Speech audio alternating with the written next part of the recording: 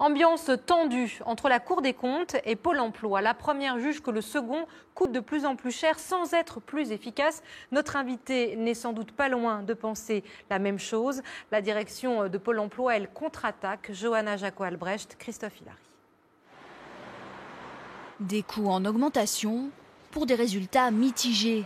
Dans un nouveau rapport, la Cour des comptes épingle Pôle emploi, jugé insuffisamment efficace. Par exemple, l'organisme n'est à l'origine que de 12,6% des retours à l'emploi, un constat qui n'étonne pas les chômeurs. Moi, toutes les fois que je me suis retrouvé au chômage, c'est toujours moi qui a fait mes recherches tout seul pour retrouver du travail. Je peux donner une note à Pôle emploi, 3 sur 20 même. C'est dur. Oui. J'ai jamais eu de conseiller référent. Je pense qu'ils sont un petit peu dépassés par les événements.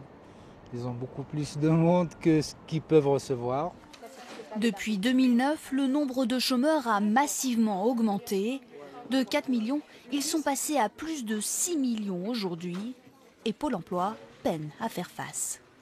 Nous constatons des situations paradoxales. Les chômeurs de longue durée, de plus d'un an, par exemple, sont ceux qui bénéficient le moins des services de Pôle emploi.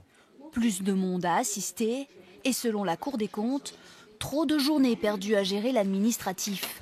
Les conseillers consacrent moins de 30% de leur temps à l'accompagnement des chômeurs, une situation que les salariés ont de plus en plus de mal à supporter.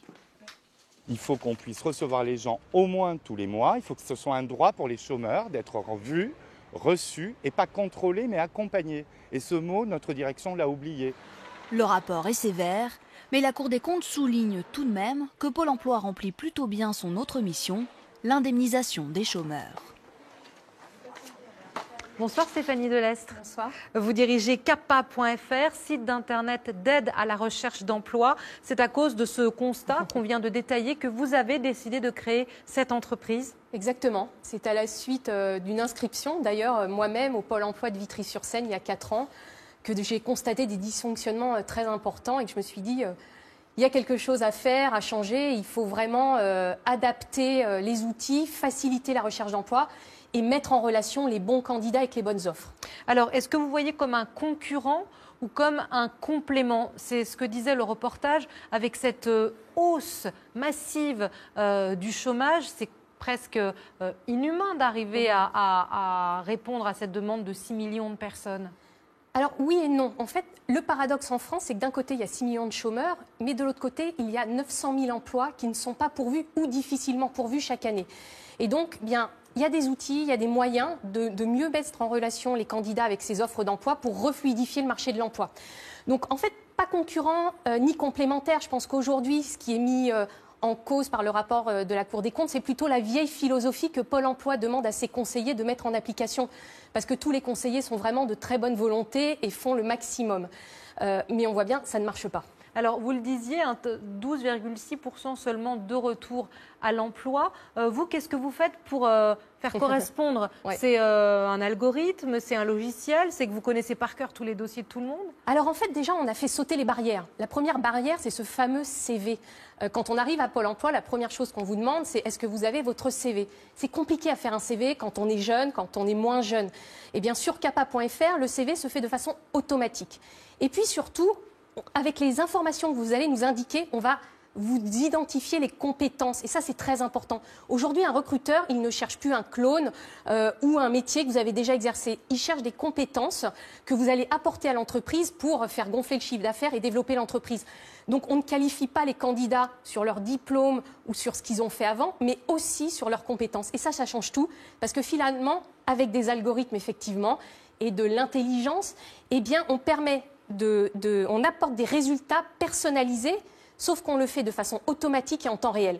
Un exemple très simple, quand vous êtes un conseiller chez Pôle emploi, comment vous faites pour trier 200 000 offres d'emploi partout en France pour savoir quelle est la bonne pour la personne que vous avez en face de vous? Ils n'ont pas votre logiciel. Mais exactement. Mais quand vous dites on a 900 000 offres qui ne sont pas pourvues, ouais. Mais si on cherche souvent des métiers manuels et que vous avez des cadres diplômés qui sont inscrits, vous n'allez pas les faire matcher plus que Pôle emploi. Si on cherche un boucher et que moi je suis journaliste et que je cherche du travail, alors bien sûr je peux travailler dans une boucherie, mais je ne correspond pas au profil. Bien évidemment, bien évidemment.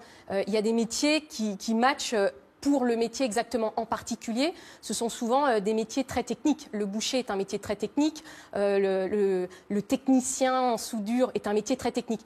Mais pour un nombre très important de métiers, eh bien finalement, on peut trouver des métiers correspondants et qui sont actuellement en grand nombre sur le marché de l'emploi. Un exemple tout simple, vous êtes vendeur ou vendeuse, eh bien, sachez que vous pouvez être aussi assistant ou assistante dentaire. Et ça change tout. Vous avez été soudeur ou soudeuse, Pourquoi? eh bien, vous Parce pouvez que c'est devenir... facile d'aider un dentiste?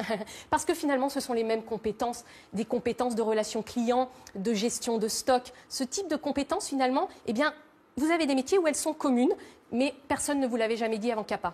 Alors, on découvre avec vous vos réponses à la question du jour. Offre d'emploi en chute, manque d'efficacité. Faut-il réformer Pôle emploi? C'est le oui qui l'emporte, Stéphanie, à 64%.